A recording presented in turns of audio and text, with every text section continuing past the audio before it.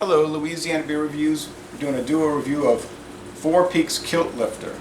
Kilt lifter, and I was telling Jaded that I've seen this name on a few other beers before, and one of them came in one of those high strength bottles. Bomber bottle. It was called Yeah. Pike's Kilt Lifter, and they had Moylan's That's Kilt your glass Lifter. on the end of the table. And they had Moylan Kilt Lifter. Yeah. But they disappeared. Pike's had a really good IPA also. Yeah, this one's coming in at 6% alcohol, 12 IBUs. Pardon me for my bad vision. And it says it's an amber ale. It's kind of high alcohol for an amber ale. Low IBUs. Most amber ales are like 4.5 to. It was weird because the website's describing it as a Scotch ale and an amber ale. So, I don't know what it's supposed to be. But it's obviously trying to be Scotch-like, because look, they've got like the plaid, Oh yeah. kilt for Scotland, showing the mountains for Arizona. They say it's malty and toasted. They show bread from a toaster. So it could be either or style. Here's the thing you like the most. I'll have to get my It glass to says show it to read. contains wheat. Contains wheat. I'm like, what is the deal with Four Peaks? Everything they make contains wheat. It has a good date. Because they're trying to. It's an additive that adds a creamy effect to beers. Okay, like cream of wheat. I guess. I don't really care for the wheats. This was sent to me by Mo in Arizona. Thank you, Mo. Thank you, Because Mo. otherwise I couldn't have reviewed it because it's not sold in Louisiana. It has never been sold in Louisiana. So Wow, it's that's so. copper Oh yeah. Sorry, the appearance. Copper. and a creamy colored head. Yes. But the aroma. Sour. Sour. Like sour milk sour. I find it's got a strange aroma, but I don't know about sour milk. It's like I said like sour milk Yeah. sour. It's the only sour that comes to my brain right now when I'm smelling this. Not that it's sour milk, but Yeah. it's like a sour yeah. milk. Sour I can't smell. describe the aroma. Maybe bread crust, but it's different than that. It's I don't know. Brown bread, toasted like Almost this. like a sourdough, maybe. Man, I need to get some sourdough bagels because I used to eat those all the time, but the price went through the roof. Well, shop around. You can look. That bread's actually good for you. It's fermented. I used to get the Lindemans. I guess if you really want something, you're gonna have to spend money. I will. But I mean, it used to be like really low price, and now they're really All right. high price. Cheers. Cheers. And we're drinking out of two local New Orleans beer glasses that I had. This Nola. is Perlu, and that one's Nola. Yeah, Parlo got robbed, burglarized. Well, look where they're located at. Stole cash registers out the place and everything. All right.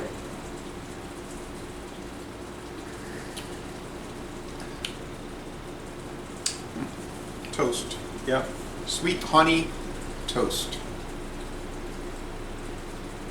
I'm not tasting Scotch ale. Now So I don't know why that description's on the can. they're I think they should have. well, it doesn't say it. It doesn't say it actually. It says amber ale. I thought you said it said Scotch ale somewhere on there. Somewhere on the website was talking about Scotch style. Oh, But here the can just says amber ale. we gotta go by the can. Maybe there's another variant out there that's. No, it's just Kilt Lifter. And They this have is changed it. this is their flagship, by the way. This is their lead product. Sort of like a Beta Amber is their lead product.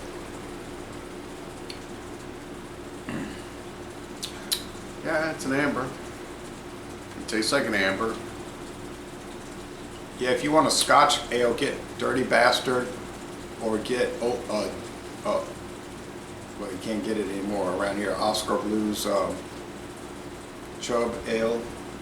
Yeah, but Dirty Bastard's the cheapest one that you can get. Most affordable one. I believe you can still get that for $9. I'd have to check around. So the body on this is medium. The sweetness is low, like 2 out of 5 sugar cubes. The bitterness is extremely low, 1 out of 5 hop cones, if that. Finish is pretty dry. Sort of basic. I see why it's a flagship, because you ever notice flagship beers are always kind of the most basic bland ones. Yeah, because they got to appeal to the masses. Yeah, it's an amber ale. It's kind of like, it's almost the same style as, I'd say, Victoria. You know, if you found a Victoria beer, I found one the other day. I was lucky enough to get it. I was coming back. I stopped at the racetrack and it had all the enchiladas, 2 for $3. And then I looked over it and it had the Bud Light, another Bud Light, and a Victoria. 2 for $5.50. Can. So I picked up a Victoria and I picked up one of those Bud Lights made out of that spice, that Mexican spice. Yeah. And I went to the counter and they rung up $3.39. So I told the lady, I said, no, there's a sign over there that says $5.50 for 2. So she calls another lady over, they go over there, this is chit chat back and forth, back and forth, back and forth. She goes, well, that's what happens when people don't put the inventory where it's supposed to go. Now we gotta sell for $5.50.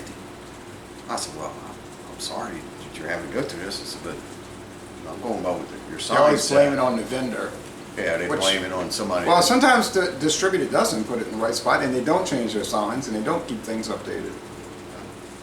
But that's not my fault. I've had this happened to me at Bromar too.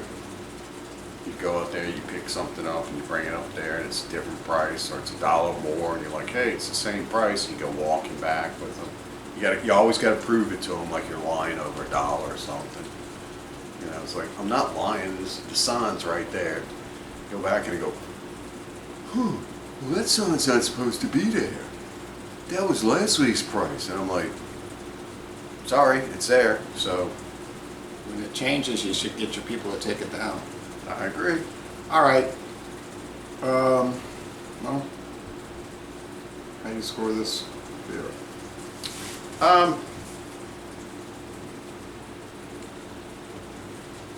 It's clean, it's crisp. There's some kind of a sourness in it. It's kind of throwing me off. The wheat level must be very low because it's not coming across too wheat. Maybe that's what I'm smelling. Maybe it's toasted wheat or something. It's kind of. Let me think on the terms of what toasted wheat might smell like. Like a Cheerio effect or something like that. Or maybe Well, that's like oats. a Triscuit. Cheerios is toasted oats. All right. Shredded wheat. Shredded wheat. Wheat thins.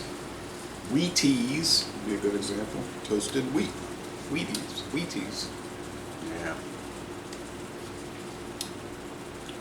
It's good. It's not blowing my socks off. I don't know if I would. I mean, I'm glad I've tried it. I don't know if it'd be something I'd go pick over something else. If I was just looking for a regular beer, I mean, 6% alcohol. You can't complain about that. Flavors kind of even. Like I said, there's just some sour note that I'm getting on the nose. I give it a solid B, like an 85. Okay, I'm gonna go with 88 B plus, but that's only 3-point difference. It's a very good basic beer, and like I said, flagship. Think of Shiner, Bach, same thing. It's kind of bland. B to amber lager. Yeah, it's Four got Peaks, Kilt. it's got a honey note to it, so I can see why people would be, you know, some people don't like beer, but they'll get with their friends and like, oh well, yeah, you got to try this one. It's not your typical beer taste. Yeah, it's not bad. It's not great. It's not horrible. So yeah, therefore it gets a B.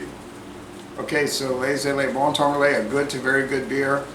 Once again, thank you, Mo. And we're going to end this review by saying y'all go to Tempe, Arizona and take a Four Peaks brewery tour. If you happen to see it, you want a regular old beer, pick it up. I mean, there's a punch on the alcohol. It's a little bit more than normal.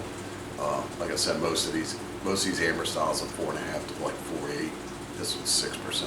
And I watched a lot of video reviews that were coming from bottles, can, bottle, draft. They said they got kegs and half kegs. Okay, thank you. Drink better beers.